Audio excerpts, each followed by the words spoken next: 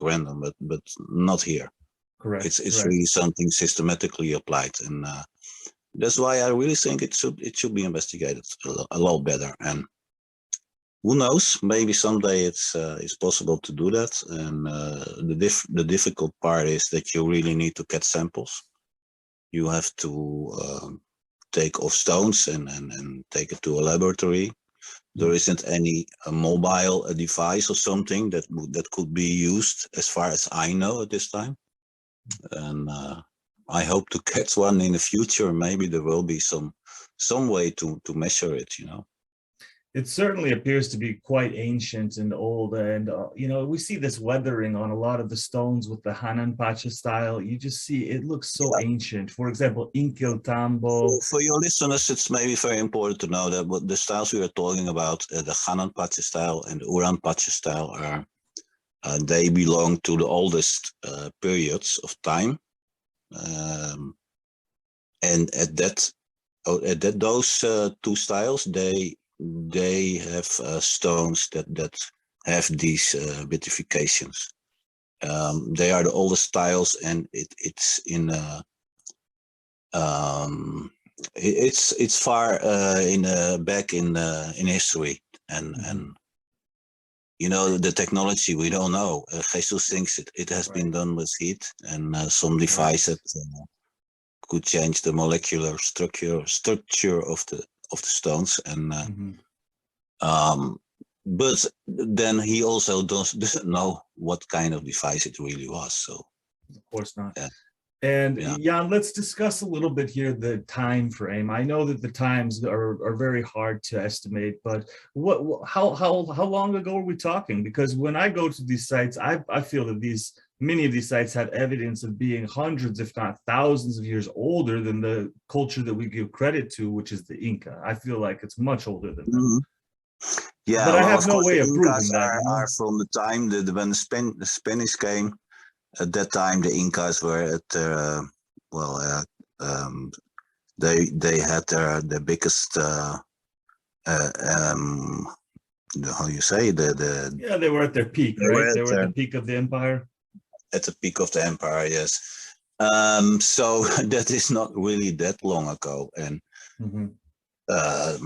I can believe that at that time they made it. You know, I don't want to say that the Incas weren't capable of doing great things. Of course they were.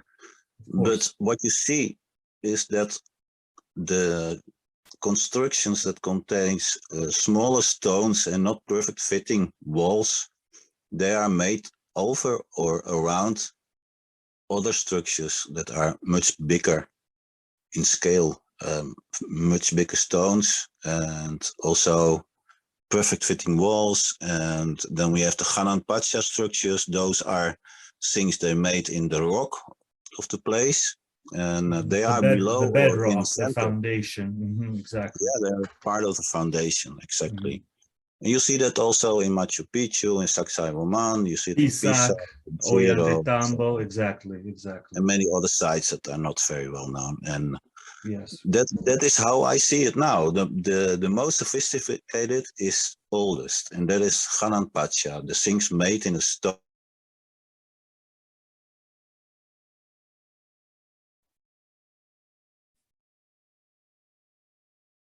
Jan, are you still with me here?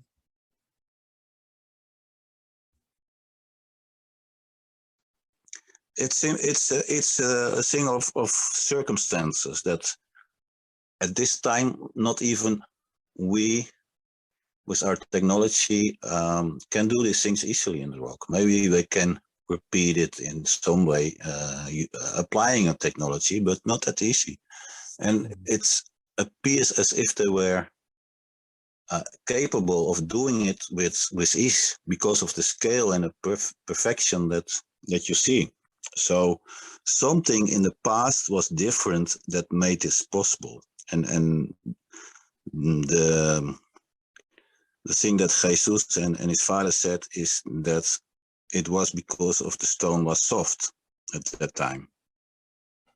It's not making stone soft with some technology. No, the stone itself was soft, because of circumstances of less gravity and less pressure that at that time were on Earth. And that is what all kinds of things make very different. All circumstances at Earth were different at that time. And that was also why the rock wasn't rock, but it was like a soft kind of clay. And they were using this clay to make their walls and constructions. And then they applied like a heat process. It was like what we do with ceramics right now, something similar. You know, with ceramics we also use heat to get it firm, to get it hard, and that is what we think was what happened with the vitrification. They used it as a process to make it a firm wall and firm stones, you know. Not a technology as some people also in the alternative history corner, you know, investigators that are saying they use lasers, they could make stone soft, or all the kinds of things that you really can see in the stone that are amazing. But if you imagine that stone was soft, it was like clay, you could use any object to put things in the rock or to make holes in it or to cut it very easily, etc., etc. And that's why we think it was really soft. Yeah, it's really fun to think about, Jan. You know, it's really, you have to really put your mind in a different place because it's so. You need to think outside the box. And exactly. That's what a lot of people cost a lot of imagination, and some they won't make that step to do it. But if you do it, then it might be that it opens your eyes and you can see a very different way of how things were in the past. And one of the things that confirmed it to me that things were different are a few theories that I really believe make a lot of sense. And they all have to do with the theory of the expanding Earth. I don't know if you heard about it. Growing Earth or expanding Earth, they call it. And of course, they're talking about millions of years, and this theory talks about, well, let's say Hanan Pacha Alfredo says it was like 100,000 years ago, and then this took place till like 50,000 years ago, I think. I forgot a bit about the exact numbers he used, but I think it was like 60,000 years ago. Then we had Uran Pacha till about 25,000 years ago, and the latest period is till now, from that time, 25,000 years ago till now. That is more or less about the periods. And one of the things is that if you start to think that things were so different in the past, that all our ways of measuring time, they fall apart, because with such different circumstances, all the ways of measuring with carbon-14,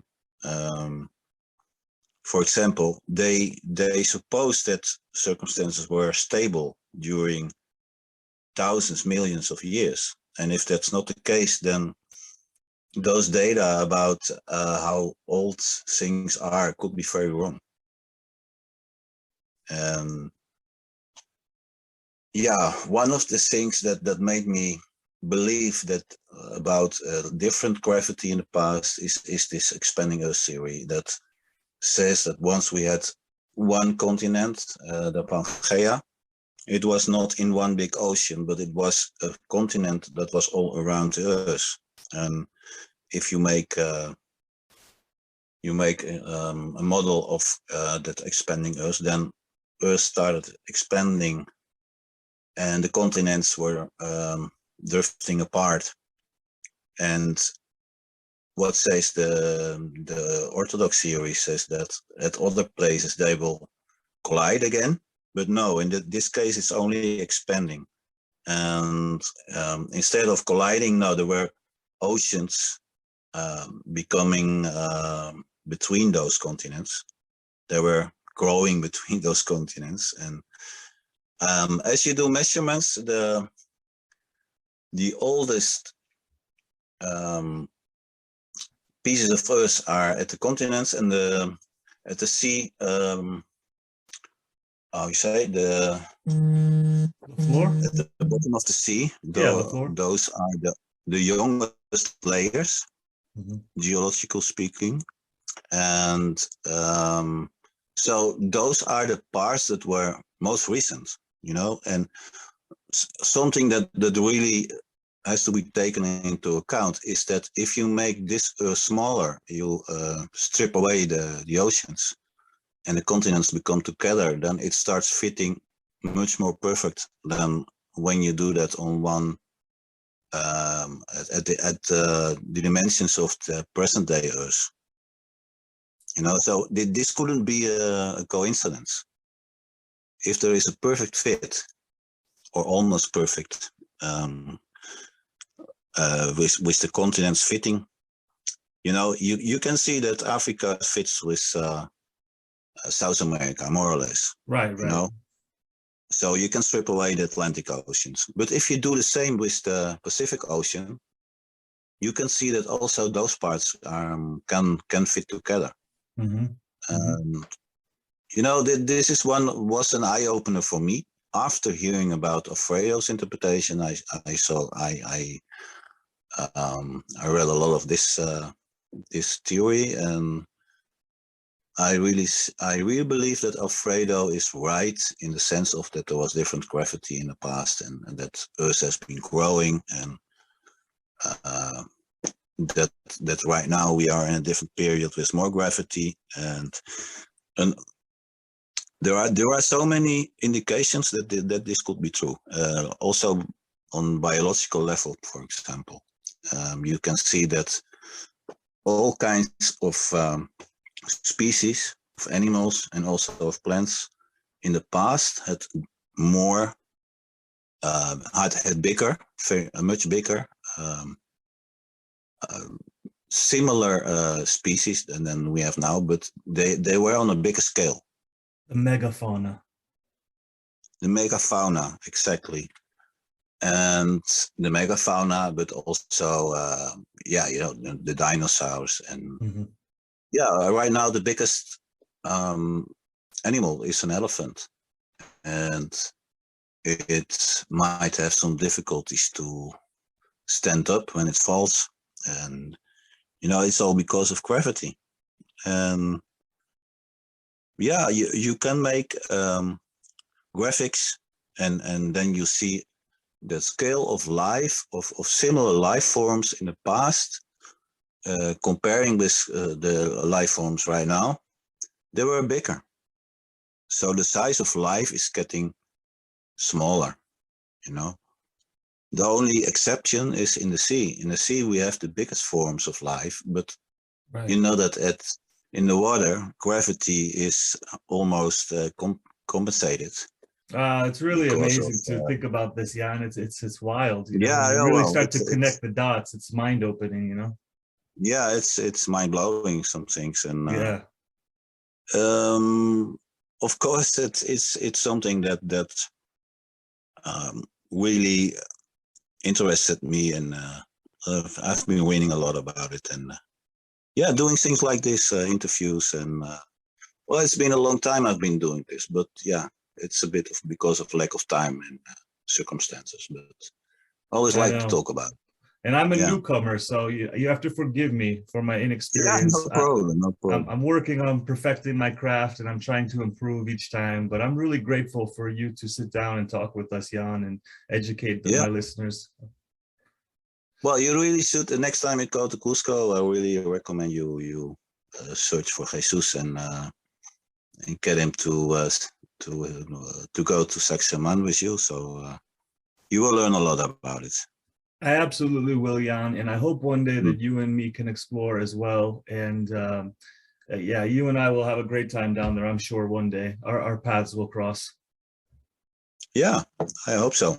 Yeah, me too, Jan. Well, thank you so much for your time, and you take care and have a great year, okay, Jan?